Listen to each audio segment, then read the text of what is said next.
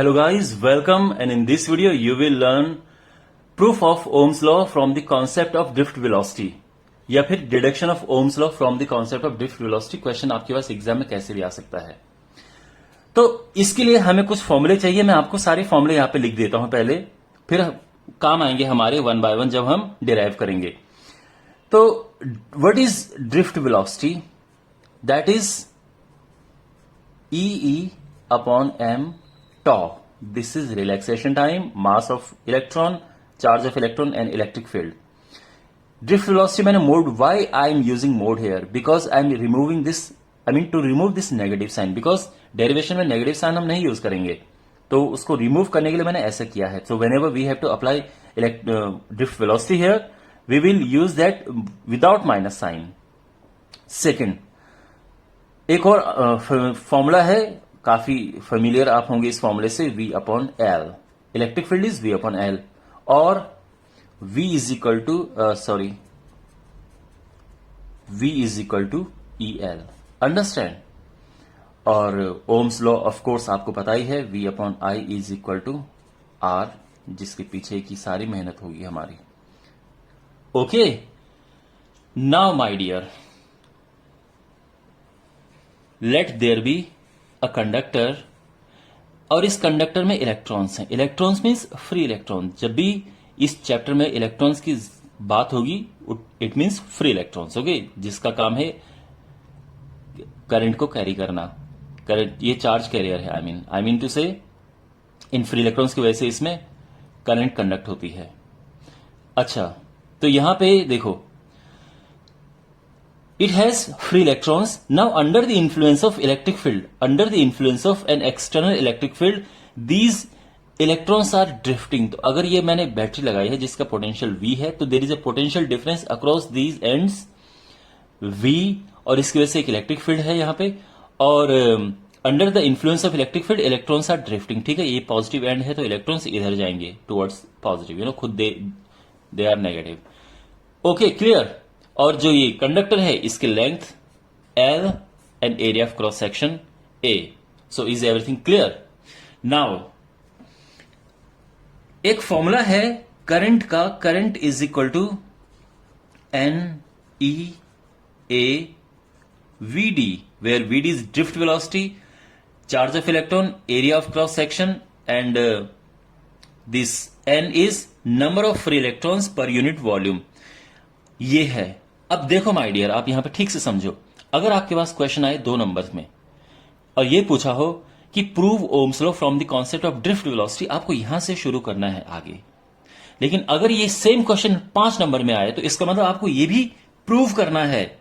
तो क्वेश्चन या तो आप पूरा लिख के देंगे कि establish a relation between current and drift velocity and then prove Ohm's law. तो अगर ये है और 5 मार्क्स में, तो आपको ये अलग से डिराइव करना होगा, और ये मैं पिछले पार्ट में करा चुका हूं, तो आप वहां से देख लेना।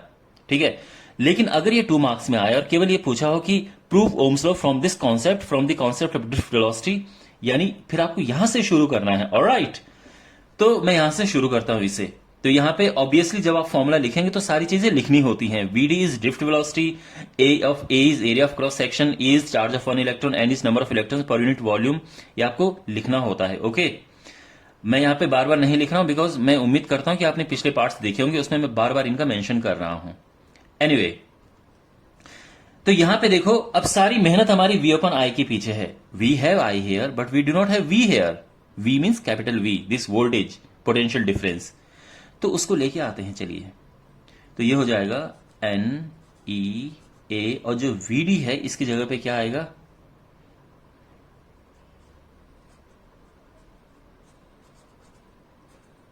समझ गए ना? ये आ जाएगा। अब देखो, फिर यहां पे ये E into E is E square A। Now जो E है इसको रिप्लेस कर देंगे हम किससे? V अपॉन एल से, क्योंकि हमें तो यहां पे V एंड L चाहिए ना। तो ये V अपॉन एल हो जाएगा। मैं L को नीचे लिख रहा हूं M के साथ में, और ये टॉ अपना यहीं पे आ जाएगा। तो ये सब कुछ समझ आ गया है सारा। तो अब यहां पे अगर मुझे V अपॉन आई निकालना है, तो इसको नीचे लेके जाना पड़ेगा, और ये ऊपर आएगा यहां, और ये सारा यहां नीचे आएगा। ऑलराइट, एंड अब आपको लिखना है एट कांस्टेंट टेम्परेचर, जब टेम्परेचर कांस्टेंट होता है तो m mass of this conductor, अब टेम्परेचर कांस्टेंट या आप साथ में ये भी लिख सकते हैं under at constant temperature and pressure, वैसे प्रेशर से क्या फर्क पड़ेगा इसमें, but you can write at means when physical conditions are same, physical conditions में कोई चेंज नहीं कर रहे हैं हम, तो उससे क्या होगा, देखो मास, ऑब्वियसली मास क्यों चेंज होगा, अगर ये इसमें ना तो टेम्परेचर चेंज हो रहा है ना कोई फिजिकल कंडीशन चेंज हो रही, तो मास सेम रहेगा, लेंथ भी सेम रहेगी, उस पर फर्क नहीं पड़ेगा, नंबर ऑफ फ्री इलेक्ट्रॉन्स भी सेम रहेंगे। देखो number of free electrons change होते हैं टेम्परेचर बढ़ाने से, फिर वो इंक्रीज हो जाते हैं, तो बिकॉज टेम्परेचर कांस्टेंट है तो नंबर ऑफ इलेक्ट्रॉन सेम रहेंगे, चार्ज ऑफ इलेक्ट्रॉन तो कभी चेंज होता ही नहीं है। अगेन टेम्परेचर सेम है तो इसका एरिया भी नहीं चेंज होगा, cross section, and relaxation time भी नहीं चेंज होगा, क्योंकि रिलैक्सेशन टाइम तभी चेंज होता है जब टेम्परेचर चेंज होता है, क्योंकि रिलैक्सेशन टाइम क्या है कि भाई इलेक्ट्रॉन्स को दो टक्करों के बीच में कितना टाइम लगता है। अब जब टेम्परेचर सेम है तो ये नहीं चेंज होता है, लेकिन अगर टेम्परेचर हम बढ़ाते हैं तो इलेक्ट्रॉन तेजी से मूव करते हैं और ये कम हो जाता है, ठीक है। खैर फिलहाल कांस्टेंट टेम्परेचर है and it doesn't change.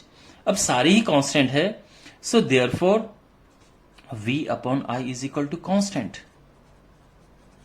I mean at constant temperature these are constant, ठीक है। आप ये लिखेंगे तो ये सारा ही कांस्टेंट है, तो ये पूरा कांस्टेंट हो गया, और ये कांस्टेंट जो है उसको नाम देते हैं हम रेजिस्टेंस का, ओके। तो ये हेंस प्रूव्ड, अंडरस्टैंड। तो आई होप आपको ये समझ आया होगा, सिंपल डेरिवेशन है, इसलिए मैं इसको ब्रेक करके आपको सिखा रहा हूं ताकि आपको बिल्कुल अच्छे से याद रहे। एंड अगर आपको वीडियो अच्छा लगे तो इसको शेयर जरूर करना and help me gain subscribers. अगर मेरे एक बार 1000 सब्सक्राइबर हो जाते हैं then I will start taking live classes. So thank you for watching and see you in the next video.